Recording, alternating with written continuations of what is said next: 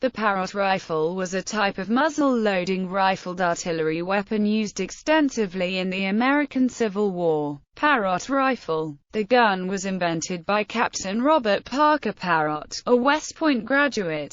He resigned from the service in 1836 and became the superintendent of the West Point Foundry in Cold Spring, New York. He created the first Parrot rifle in 1860 and patented it in 1861. Parrots were manufactured with a combination of cast and wrought iron. The cast iron made for an accurate gun, but was brittle enough to suffer fractures. Hence, a large wrought iron reinforcing band was overlaid on the breech to give it additional strength. There were prior cannons designed this way, but the method of securing this band was the innovation that allowed the Parrot to overcome the deficiencies of these earlier models. It was applied to the gun red hot and then the gun was turned while pouring water down the muzzle, allowing the band to attach uniformly. By the end of the Civil War, both sides were using this type of gun extensively. Parrot rifles were manufactured in different sizes, from 10-pounders up to the rare 300-pounder. In the field, the 10 and 20-pounders were used by both armies. The 20-pounder was the largest field gun used during the war, with the barrel alone weighing over 1,800 pounds. The smaller size was much more prevalent. It came in two bore sizes, 2.9-inch and 3.0-in. Confederate forces used both bore sizes during the war, which added to the complication of supplying the appropriate ammunition to its batteries. Until 1864, Union batteries used only the 2.9-in. The M1863, with a 3-in bore, had firing characteristics similar to the earlier model. It can be recognized by its straight barrel, without muzzle swell. Its range was up to 2,000 yards with a trained crew. Naval versions of the 20, 30, 60, and 100-pound Parrots were also used by the Union Navy. The 100-pound naval Parrot could achieve a range of 6,900 yards at an elevation of 25 degrees, or fire an 80-pound shell 7,810 yards at 30 degrees elevation. Although accurate, as well as being cheaper and easier to make than most rifled artillery guns,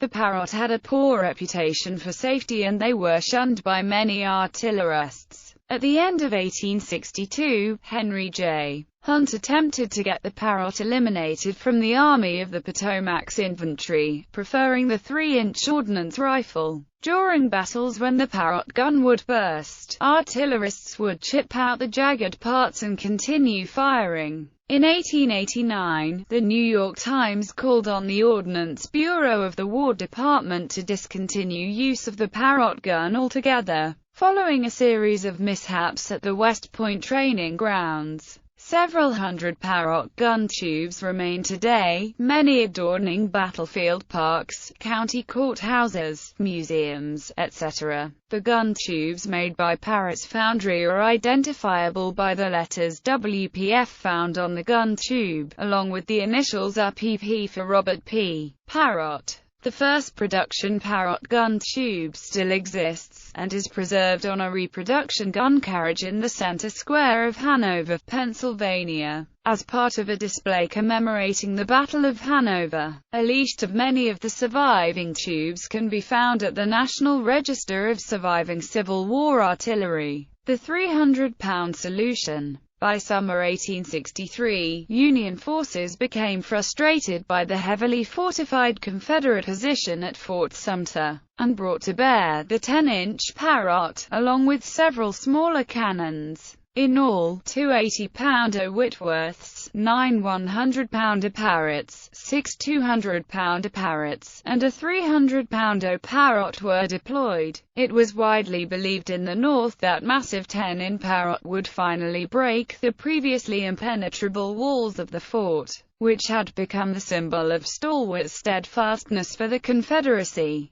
The Washington Republican described the technical accomplishments of the 10-in Parrot. The breaching power of the 10-inch 300-pounder Parrot Rifle gun, now about to be used against the brick walls of Fort Sumter, will best be understood by comparing it with the ordinary 24-pounder siege gun, which was the largest gun used for breaching during the Italian War. The 24-pounder round shot, which starts with a velocity of 1,625 feet per second, strikes an object at the distance of 3,500 yards, with a velocity of about 300 feet per second. The 10-in rifle 300-pound shot has an initial velocity of 1,111 feet, and has afterward a remaining velocity of 700 feet per second, at a distance of 3,500 yards. From well-known mechanical laws, the resistance which these projectiles are capable of overcoming is equal to 33,750 pounds and 1,914,150 pounds, raised 1 foot in a second respectively. Making allowances for the differences of the diameters of these projectiles, it will be found that their penetrating power will be 1 to 19.6. The penetration of the 24-pounder shot at 3,500 yards, in brickwork, is 662 inches. The penetration of the 10-inch projectile will therefore be between 6 and 7 feet into the same material. To use a more familiar illustration, the power of the 10-in rifle shot at the distance of 3,500 yards